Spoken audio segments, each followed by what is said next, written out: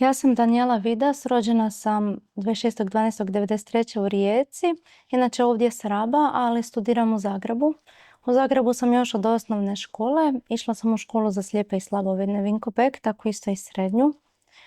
Trenutno sam na zadnjoj godini na Ekonomskom fakultetu, poslovna ekonomija, smjer menadžment. Pa ne znam od kud bih krenula. Moja ljubav u životu su muzika, sport, gluma i moda. Evo, to je uvijek ono što volim reći o sebi, što ja volim. To ćemo se dotaknuti kasnije, ali ajmo sad prvo pričati o tome kako se uopće došla u Zagreb, odnosno to je bilo oko 6. godine, tako nešto.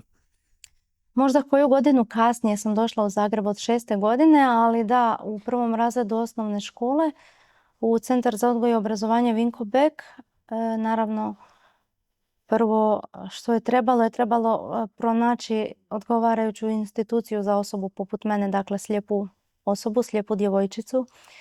I onda smo odlučili da idemo u Zagreb, zato jer tamo je ipak stručnije osoblje, edukatori, rehabilitatori, učitelji koji će me za početak zapravo naučiti brajicu, a tako i sve ostalo. I onda su se moji roditelji odlučili da bi možda to bilo najbolje i bila sam u učeničkom domu, nešto kao internat, i živjela sam tamo pod vodstvom cijelog tog tima odgajatelja, socijalnih radnika, učitelja, sve što sam navela, medicinsko osoblje, sve smo imali. Tako da sam od prvog razreda osnovne škole u Zagrebu i osim te osnovne škole sam pohađala i osnovnu glazbenu školu i razne druge slobodne aktivnosti i rehabilitacijske programe. A jesi inače slijepa od rođenja ili? Slijepa sam od svoje, pa kako se ja sjećam, 4. godine, neki su napisali negdje već od 3. pa sad. Prvo sam bila slabovidna, postepeno sam gubila vid, tako da sam u tom nekom trenutku skroz oslijepila. I kakav ti je to problem u životu stvaralo? Je tebi i dan danas jako teško sa time živjeti ili je sad već nekako to lakše? Sljepoća je zapravo stanje s kojim se čovjek mora snaći što je bolje moguće. Dakle, sljepoća nije bolest, ali sljepoća je nešto s čime ljudi još uvijek imaju problem, što stigma pri zapošljavanju je još uvijek jako visoka, pogotovo pa mislim i u Hrvatskoj i u Europi, ali u Hrvatskoj je to dosta još jako, iako se radi na tome. U društvu također isto tako ljudi ne znaju previše o tome, pogotovo oni koji nisu bili u dodiru sa slijepim ljudima. I ono što uvijek volim naglasiti je da nije svaka slijepa osoba ista. Ako upoznate jednu mene, Danijelu, neće svaka druga slijepa osoba biti kao ja. Svako od nas ima svoj karakter, svoje talente, netalente, svoja znanja ili neznanja. Svi smo mi na kraju krajeva ljudi. A sa kakvim stigmama se najčešće suočavaš? Evo recimo neki primjer. Pa stigma s kojom se najviše suočavam je ta da ljudi, ja ne znam zašto, ali često imaju poriv umjesto sa mnom komunicirati s pratnjom koja je pokraj mene. Tipa, hoće li ona to moći? Hoće li ona to htjeti? A ja stojim pokraj. Dakle, o meni se priča u trećem licu kao da nisam tu. Evo, to je nešto što mi zapravo smeta još od djetinjstva. I ono što ljudi često boje se, ne svi, ali jako puno mladih se još uvijek boji družiti s nama ili ne želi ili se srami ići pokraj nekog ko nosi bijeli štap, ići s njim u društvo van, ići s njim negdje. Naravno ima i onih koji ne, ali ima i onih koji da. I naravno zapošljavanje je još uvijek visoka stigma, kao mi ćemo puno izostajati s posla, puno uzimati bolovanja, mi nećemo na poslu biti kvalitetni radnici, mi nećemo znati, mi nećemo raditi, mi nećemo moći i slične stvari.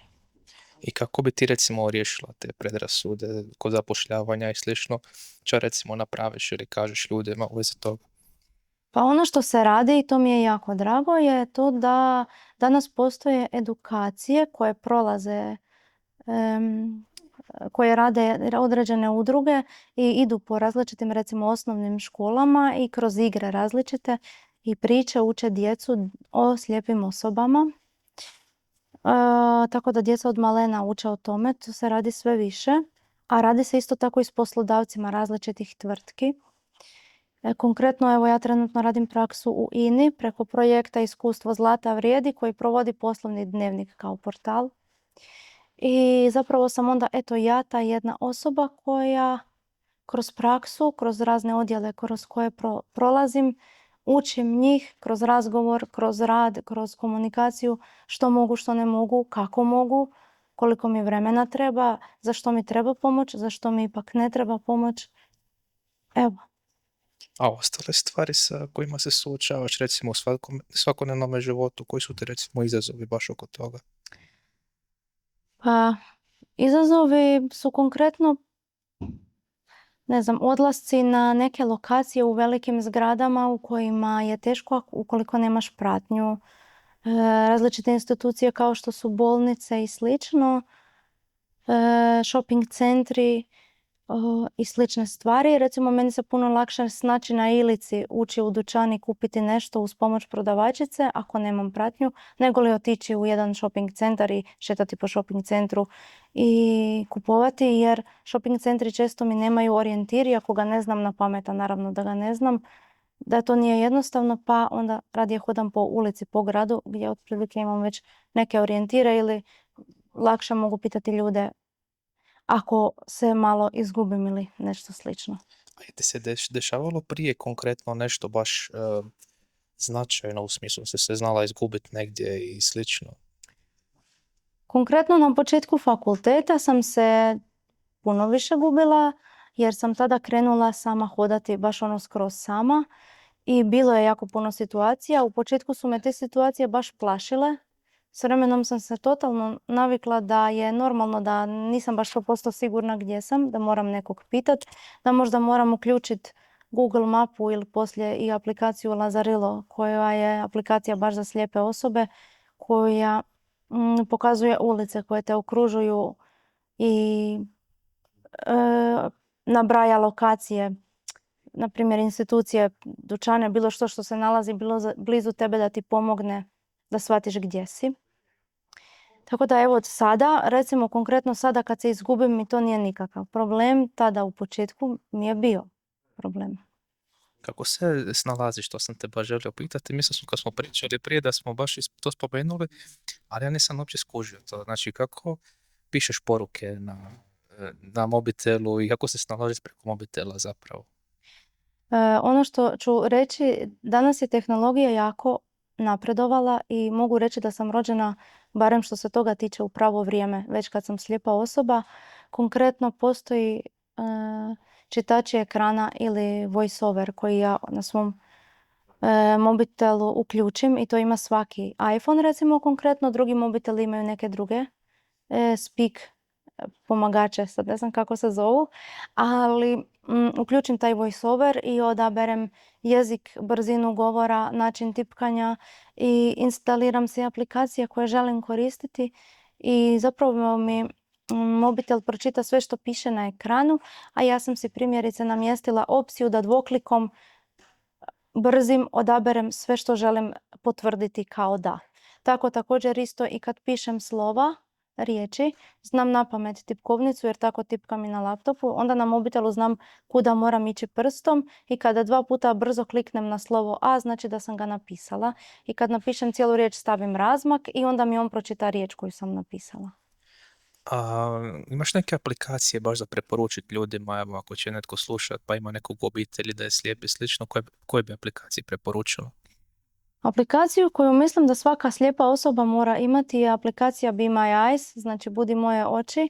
To je aplikacija koja je prije funkcionirala samo na način da slijepa osoba može nazvati volontere video kolom. Volonteri ste vi, videće osobe, bilo tko to instalira, odabere regiju kao Hrvatsku ili slične tu blizu jezike, ili ukoliko znate engleski može i engleski. I onda kad ja na aplikaciji Be My Eyes želim nazvati volontera, da ga pitam, da mi nešto vizualno pomogne kod mene koji trenutno problem imam. Zove me nekog tko će se moći javiti. Znači, mislim da sustav zapravo random odabere nekog i onda ukoliko se, na primjer, ta osoba nekam određena može javiti, tko se javi prvi, valjda tako nekako to ide, ja s tom osobom pričam i ta osoba mi pomaže, a isto tako zadnjih nekoliko godina ta aplikacija ima jednu odličnu opciju, a to je provlačenje fotografije kroz aplikaciju i ta aplikacija mi vrati SMS poruku u kojoj mi napiše riječima objašnjeno što je na slici, što fotografija sadrži, bio to tekst ili nešto vizualno. Dobro. I naravno cache reader koji čita novčanice slijepoj osobi. Znači stavim ispred kamere, uključim cache reader, stavim ispred kamere novčanicu. Za kovanice nažalost nije, ali kovanice čak možemo i sami opipom prepoznati, ali za novčanice je super jer stavim novčanicu ispred kamere i on govori koliko je to novca. Znači lagano plaćaš ili je relativno lagano. Pa da, i mislim dobra stvar je što se danas stvarno da platiti skoro svugdje i karticom i mobitelom. Tako da često kad mogu plaćam i tako da ne moram baratati novčanicama. A kako ti je bilo razdoblje fakulteta, čisto se toga malo dotaknemo, je to teško studirat bilo kao slijepa osoba, je ima nešto prilagođeno za vas, recimo skripte i slični materijali i slično, ili kako je to recimo? Što se tiče studiranja, sigurno nam je malo teže, ali ono što je dobro, danas jako puno knjiga i skripti već ima u PDF-u i onda je mi možemo preuzeti na svoj laptop i čitati je uz pomoć čitača ekrana NVDA ili JAWS, sad zavisno što koristimo, primjerice ja koristim taj NVDA. Ono što ne se može odskenirati, zato je jako dobro da ne šarate po knjigama, jer pošaranu knjigu je jako teško lijepo odskenirati za nas. Danas to rade i udruge, konkretno udruga Zamisli je udruga koja meni u projektu s mojim ekonomskim fakultetom prilagođava literaturu, što znači da ja posudim knjigu iz fakultetske knjižnice, udruga Zamisli ju odskenira, meni ju šalje na mail, a udruga Zamisli tada knjigu vraća u knjižnicu mog fakulteta. Znači, studiranje je u biti prošlo lagano, relativno lagano, izvedivo. Od 1 do 5 jedna trojka, konkretno ekonomski fakultet ima jako puno vizualnih stvari koje je često jako teško prilagoditi, ima puno formula i sličnih stvari koje se još uvijek teško prilagođavaju jer kad se ode odskenirati formula često ju prepozna kao prazan red, zato što mu često u programu bude kao nekakva sličica čudna. Ali da, sigurno puno lakše nego prije 20 godina ili puno više od toga za jednu slijepu osobu. Znači, ti si sad pred kraj fakulteta zapravo. Ja sam sada pred kraj fakulteta, imam još 4 ispita i diplomski rad i ja se nadam da će s tim proći sve u redu i da ću završiti bez problema već kad sam došla do kraja, skoro do kraja. Odlično. Zanima me još recimo kakvi su ti hobiji, to si bila spomenula, znači pjevaš, skijaš ili više ne skijaš, ne znam, ali pročitao sam da si skijala, onda pišeš pjesme i slično. Imam puno hobija, da. Moj prvi hobi je sigurno bio pjevanje od malena. Zbog toga sam i upisala glazbenu školu kao klavir, ali pjevanje mi je uvijek bilo draže nego sviranje, to moram priznati. Osim toga je došlo i skijanje na red, zato što sam u svojoj školi, profesor tjelesnog je rekao da imaju školu skijanja za slijepe osobe. To je tada još bilo sve u začecima. Tada se skijaški klub za osobe s invaliditetom tek otvorio, odnosno osnovao. I tako sam krenula skijati na Sljemenu i na raznim kampovima svugdje. I imala sam trenera, odnosno vodiča koji me i ispravlja tehnički na stazi, a i prati u smislu da skija ispred mene. Ja ga moram slušati, pratiti za glasom. On skija, ima zvučnik jedan mali na leđima, na ustima mikrofon i tako zapravo za putanjom moram ići za njim. Super, a sad isto odlaziš na nekakve glazbene festivale, jel da? To sam isto nešto gledao. Da, sve je zapravo nekako počelo od online trenutka kada je bila korona i u Zagrebu potresi. Tada sam imala više vremena i više sam surfala i pronašla sam tako dosta tih festivala koji su tada funkcionirali online. Dakle, pošalješ svoju snimku pjevanja i onda to žiri ocjenjuje. Danas, naravno, to online postoji i dalje, ali smo se vratili u normalan život već par godina, pa sam nekoliko puta otišla na uživo festivale. Naravno, festival na kojem uvijek nastupam je Festival jednakih mogućnosti koji se svake godine održava u Zagrebu. To je festival gdje se promoviraju talenti i mogućnosti osoba s invaliditetom i to postoji već nekih 20 i nešto godina. Ali osim toga, eto, bila sam sada na ljeto na Balkan Fest festivalu u Banja Luci, gdje sam izvela svoju pjesmu TikTok. I godinu prije sam bila isto tako tamo u programu Europa pjeva, a sada sam bila, prije 2 dana sam se vratila iz Beograda s festivala Angel Voice, isto također međunarodnog festivala, gdje sam otpjevala 2 pjesme i evo sad čekam rezultate. Dodjele su tek ovih dana, pa ćemo vidjeti, ne znam. Ali nisu mi ni rezultati važni, važno mi je više da napredujem i da ja uživam u tome. Baš super. A pjesme same pišeš koliko sam skužio. Pa ono što uspijem napišem sama, ali pjevam i tuđe pjesme jer nisam toliko brza da napišem baš toliko pjesama koliko bi ja htjela pjevati. Je ti teško pjevanje ili je to više kao neki gušt, snalaziš se u tom? Pjevanje, pa, teško mi je jer se bojim publike, naravno, bojim se mišljenja, bojim se scene. Radim na pjevanju, učim pjevati u jednoj školi pjevanja, Mikrofon HR u Zagrebu. Imam svoju mentoricu Petru Antolić koja je izrazito strpljiva osoba, stalno pronalazi nove vježbe, nove načine kako približiti osobi koja uči pjevanje pjevati. Često ako mi treba nešto vizualno objasniti, to je rijetko, ali ima momenata, isto će mi bez problema pokazati, tako da sam zadovoljna jer jako dobro surađujemo. A gluma? Mislim, mi smo se danas i našli zapravo jer ti sutra imaš predstavu, pa to je isto nekakav hobi. Koliko dugo se time baviš? Također i gluma. Glumom se bavim od osnovne škole. U Vinko Beku imali smo i dramsku grupu kod Anite Matković. Ona je zapravo glumica isto. Glumi u kazalištu slijepih. Anita je slabovidna i glumila sam kod nje pa skoro cijelu osnovnu školu i malo manje u srednjoj školi. Onda sam na fakultetu u jednom momentu se vratila glumi u kazališnoj udruzi Mist koju vodi Anita Matković. I onda sam kroz udrugu Mist došla do kazališta slijepih Novi život jer im je trebala mlada ženska uloga za Patku Seku ružnog pačeta i ja sam se javila da bih ja možda htjela to glumiti i rekla da imam vremena za probe u tom trenutku i tako smo počeli zadnjih 1.5 godina i u kazalištu slijepih. Kako se snalaziš na pozornici? Gluma slijepih je takva da mi na sceni glumimo na način da imamo tepihe koji su nam orijentiri. Da znamo do kuda možemo ići da ne bismo pali u publiku. Orijentiri ispred nas, orijentiri s jedne strane, s druge strane i zapravo imamo jedan prazan prostor gdje nije tepih. Po tom prostoru znamo da možemo hodati. Mislim da kožem dobro. Reci mi samo još kako se, recimo, ti kao slabovidna osoba susrećeš sa možda nekakvim predrasudama u ljubavi, u vezi veza i slično, jer to postoje nekakve predrasude jake, smetaju ti i slično, ili?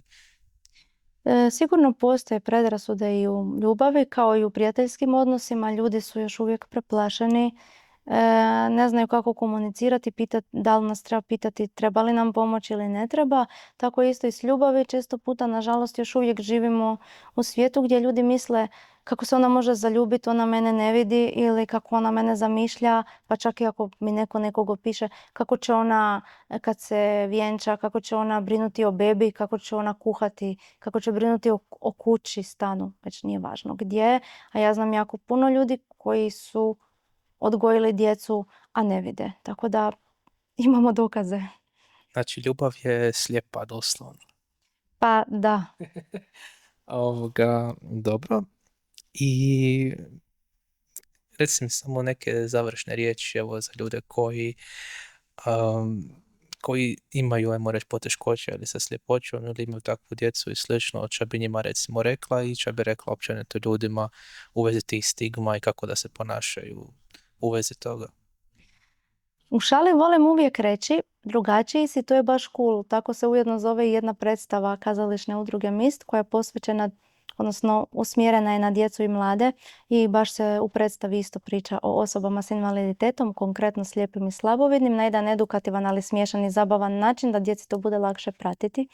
Tako da evo, osoba koja ima bilo kakav invaliditet, neka sama sebi kaže drugačija sam, to je baš cool. Iako drugačiji smo mi svi, bez ili sa invaliditeta, svi smo mi drugačiji, nitko nije isti, čak i blizanci. Evo ja imam seku blizanku pa nismo iste. A što bi poručila ljudima bez invaliditeta? Poručila bi im da nemaju predrasude, da se ne boje prići, da pitaju, da se druže, da komuniciraju. Živimo u svijetu, mi smo postali jedna velika globalna grupa ljudi, pa evo ja vas molim uključite i nas u tu svoju globalnu grupu. Znači, vi ste zapravo skroz normalni ljudi koji svi, samo recimo nemate vid i koji svi imate ostale mane i prednosti i to je to. Upravo tako. Odlično, evo, želim ti sve najbolje i sretno sutra na predstavi, pa se vidimo još neki put i tako. Hvala ti što si došla. Hvala i vama.